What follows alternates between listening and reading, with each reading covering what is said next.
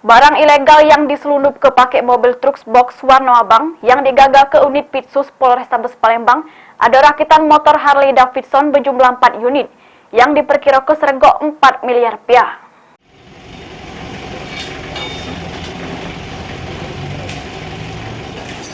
Dari penggagalan pengiriman barang impor ilegal yang berasal dari Cina oleh unit Pitsus Satreskrim Polrestabes Palembang, ada barang yang maling perhatian di antara ratusan barang-barang lainnya.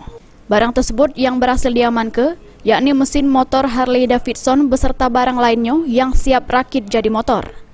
Ada berjumlah 4 unit mesin, juru kotak tersebut berisi 2 unit mesin. Terselik mesin motor yang dikenal sebagai merek motor besar yang legendaris ini terselik menawan. Kapolda Sumsel, Irjen Pol Albertus Rahmat Wibowo mengungkapkan, untuk sepeda motor Harley yang diamankan juru posisi bongkar pasang senilai 4 miliar rupiah atau sikok motor diperkirakan seregok 1 miliar rupiah. Sepeda motor Harley kalau dia bayar pajak itu sekitar 1 miliar. Jadi dari Harley-nya saja mungkin udah 4 miliar. Belum yang lain-lainnya. Tapi 4 miliar itu sudah termasuk harga sepeda motor di luar pajak. Nanti pajaknya itu berapa kita akan hitung aja. Jenderal, itu artinya mesin Harley itu ada permintaan untuk orang Palembang ya, Jenderal? Saya belum tahu ya. Ini tujuannya bukan ke Palembang ya. Ini melintas dari melintas Provinsi Sumatera Selatan. Ditangkap di Sumatera Selatan.